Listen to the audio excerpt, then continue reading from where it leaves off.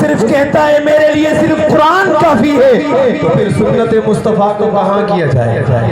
حدیث رسول کو پھر کیا کرو گے؟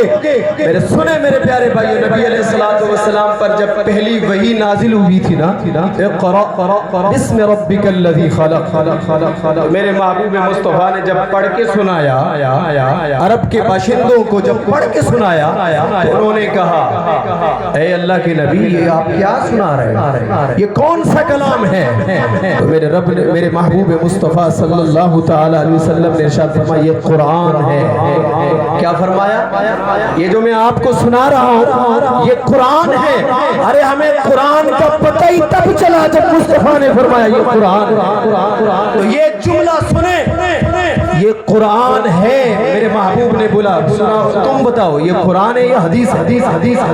جب میرے محبوب مصطفیٰ نے فرمایا یہ قرآن ہے، تو یہ قرآن والا جملہ کیا قرآن ہے یا حدیث مصطفیٰ ہے؟ جن لوگوں نے مانا وہ مسلمان ہو گئے، اور جن نے یہ محبوب مصطفیٰ علیہ السلام کا کہا نہیں مانا، حدیث کو نہیں مانا، وہ مرتد اور کافر ہو گئے۔ تو پتہ چلا ہم مصطفیٰ صلی اللہ علیہ وسلم کی حدیثوں کو بھی مانتے ہیں، قرآن پر بھی ہمارا ایمان ہے۔ میرے محبوب مصطفیٰ علیہ السلام کے دیوانوں، ایک مرتبہ محبوب مصطفیٰ آپ جلوہ نمات خطبہ ارشاد فرما رہے تھے عرفات کے میدان میں۔ سنیں شان کیا ہے محبوب کا۔ میرے کریم نے یوں اشارہ فرمایا، یوں اشارہ کر کے فرمایا اے صحابہ، 1.25 لاکھ صحابہ موجود تھے۔ سنیں عقیدہ کیا ہے صحابہ کا۔ آپ نے اشارہ فرمایا یہ کون سا شہر ہے؟ مکہ کی شہر کی طرف اشارہ فرما کر فرمایا کہ یہ کون سا شہر ہے؟ سب جانتے ہیں مکہ شہر ہے۔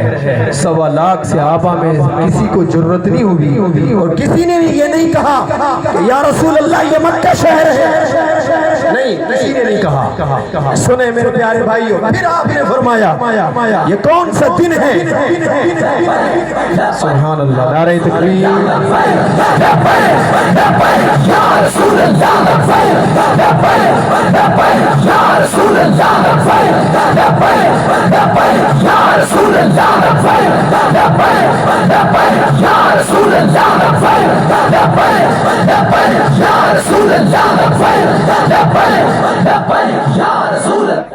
سنیں غور سے سنیں، بس اس بات کو ختم کرتے ہیں انشاءاللہ یہ حدیث پاک پڑھ کے۔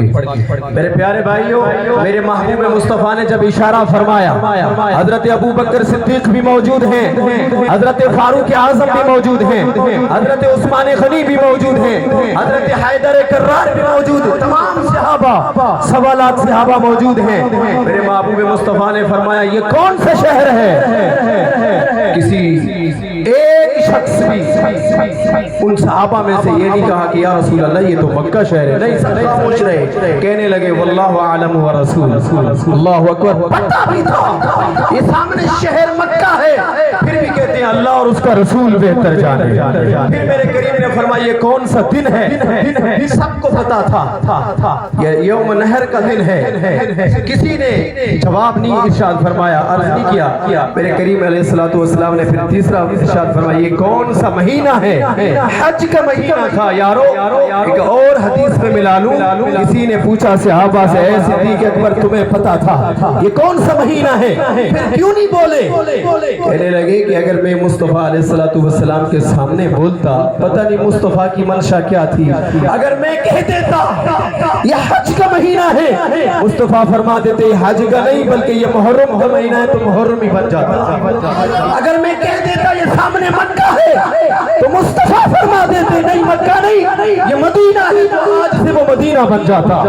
تو میرے پیارے بھائیو، اللہ نے مصطفیٰ کو وہ پاور عطا کی ہے کہ جس کو فرما دیں وہ ہو جاتا ہے۔ یہ حبیب مصطفیٰ علیہ السلام کا شان ہے۔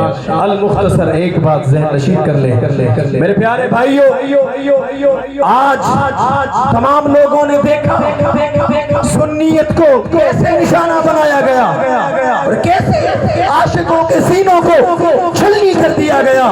ये एक सुन्नियत पे सीने पे गोली नहीं, ये एक आशिक रसूल पे सीने के अंदर गोली नहीं चलाई गई, पूरी सुन्नियत को निशाना बनाया गया। तो अल्हम्दुलिल्लाह जितने तुम शहीद करोगे उतने आशिक निकलेंगे और घर घर से ये निकलेंगे, महबूब मुस्तफा के दीवाने भी निकलेंगे, हुजूर के नौकर भी निकलेंगे। अरे हम तो ये कहते हैं जालिमों कुछ तो शर्म करते, लिहाज नहीं किया तुमने, मुस्तफा अलैहिस्सलातु वस्सलाम को तुमने नाराज किया।